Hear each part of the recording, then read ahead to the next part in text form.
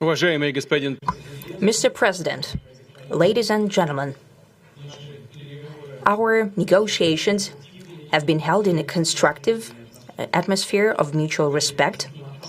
We have very thorough negotiations that were quite useful. I would like to thank once again my American counterpart for the proposal to travel out here to Alaska.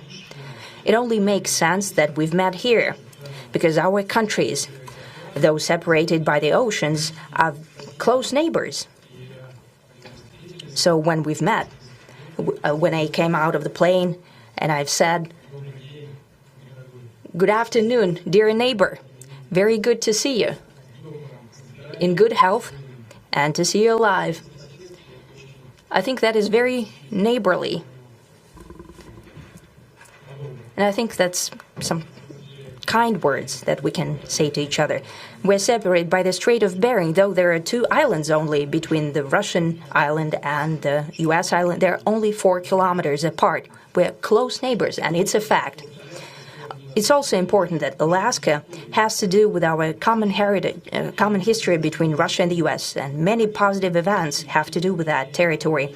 Still, there is tremendous cultural heritage back from the Russian America. For example, Orthodox churches and a lot of, more than 700 geographical names of Russian origin.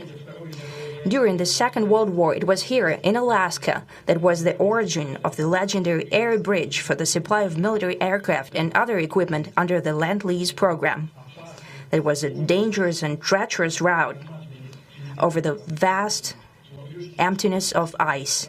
However, the pilots of both countries did everything to bring closer the victory. They risked their lives and they gave it all for the common victory. I was just in the city of Magadan in Russia, and there is a memorial there dedicated to the Russian and the U.S. pilots. And there are 2 flags, the U.S. flag and the Russian flag. And I know that here as well there is such a memorial. There is a military burial place several kilometers away from here. The Soviet pilots that buried there who died during that dangerous mission. We're thankful to the citizens and the government of the U.S. for carefully taking care of their memory. I think that's very worthy and noble. We'll always remember other historical examples when our countries defeated common enemies together in the spirit of battle camaraderie and allyship that supported each other and facilitated each other.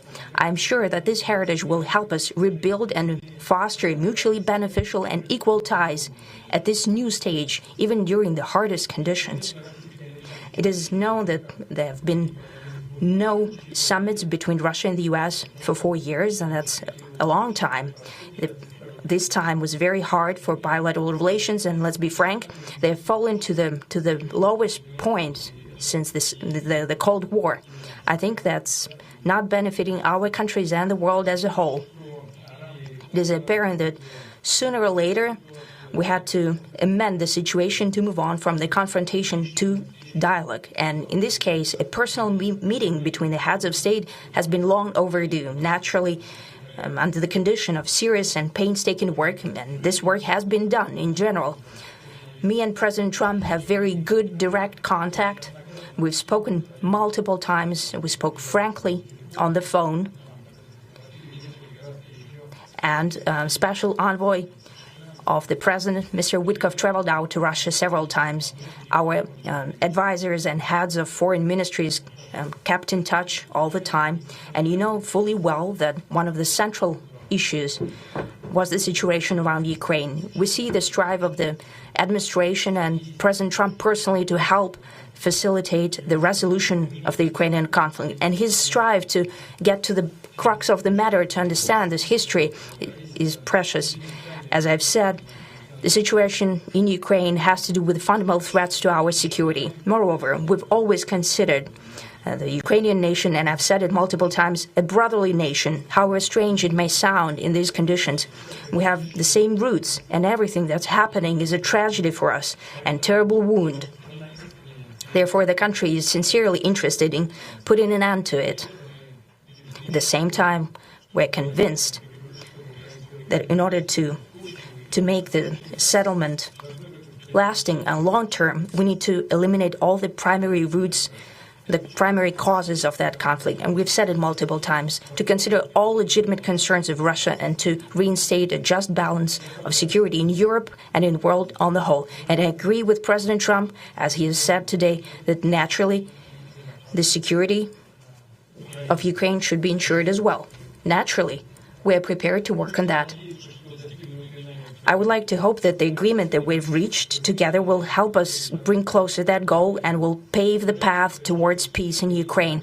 We expect that Kiev and European capitals will perceive that constructively and that they won't throw a wrench in the works. They will not make any attempts to use some backroom dealings to conduct provocations to torpedo the nascent progress. Incidentally, when the new administration came to power, bilateral trade started to grow. It's still very symbolic. Still, we have a growth of 20%. As I've said, we have a lot of dimensions for joint work. It is clear that the U.S. and Russian investment and business cooperation has tremendous potential. Russia and the U.S. can offer each other so much in trade, digital, high-tech, and in space exploration. We see that Arctic cooperation is also very possible, and our international context, for example, between the Far East of Russia and the West Coast of the U.S. Overall, it's very important for our countries to turn the page, to go back to cooperation. It is symbolic that not far away from here, at the border between Russia and the U.S., there is a so-called international date line. I think you can step over, literally, from yesterday into tomorrow. And I hope that we'll succeed in that, in political sphere. I would like to thank President Trump for our joint work, for the well-wishing and trustworthy tone of our conversation. It's important that both sides are result-oriented, and we see that the President of the U.S. has a very clear idea of what he would like to achieve. He sincerely cares about prosperity of his nation. Still, he understands that Russia has its own national interests. I expect that today's agreements will be the starting point, not only for the solution of the Ukrainian issue, but also will help us bring back businesslike and pragmatic relations between Russia and the U.S. And in the end, I would like to add one more thing. I'd like to remind you that in 2022, during the last contact with the previous administration, I tried to convince my previous American colleague that the situation should not be brought to the point of no return when it would come to hostilities. And I said it quite directly back then that it's a big mistake. Today, when President Trump saying that if he was the president back then, there will be no war. And I'm quite sure that it would indeed be so. I can confirm that. I think that overall, me and President Trump have built a very good, businesslike and trustworthy contact. And I have every reason to believe that moving down this path, we can come, and the sooner the better, to the end of the conflict in Ukraine. Thank you. Thank you.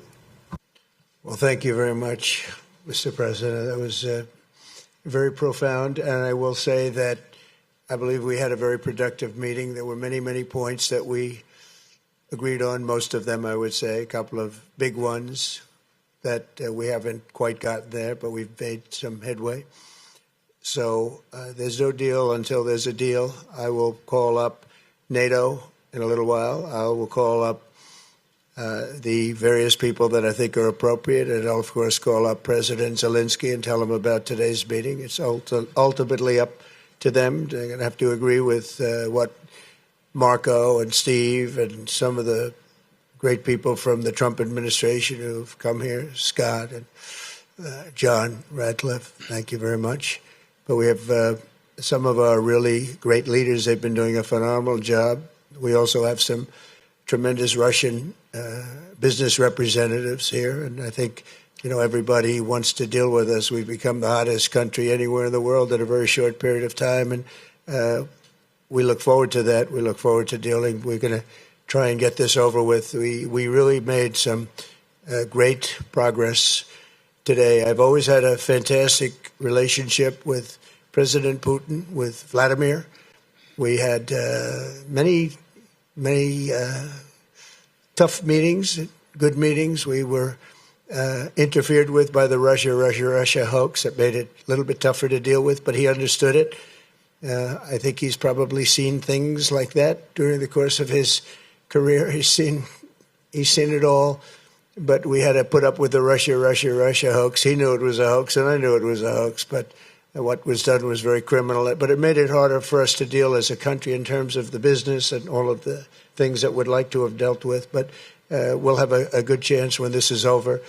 So just to put it very quickly, I'm going to start making a few phone calls and tell them what happened. But we had an extremely productive meeting, and many points were agreed to. There are just a very few that are left. Some are not that significant. One is probably the most significant, but we have a very good chance of getting there. We didn't get there, but we have a very good chance of getting there. I would like to thank President Putin and his entire team, whose faces, who I know in many cases, other than that, whose faces I get to see all the time in the newspapers. You're almost as famous as the boss, but especially this one right over here.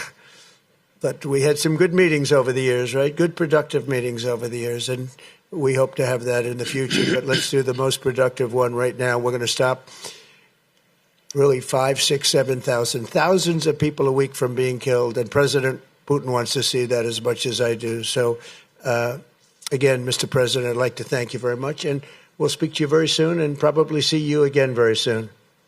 Thank you very much, Vladimir. Next time in Moscow. Oh, that's an interesting one. I don't know. I'll get a little heat on that one, but I could see it possibly happening. Thank you very much, Vladimir. And thank you all. Thank you. Thank you. Thank you so much.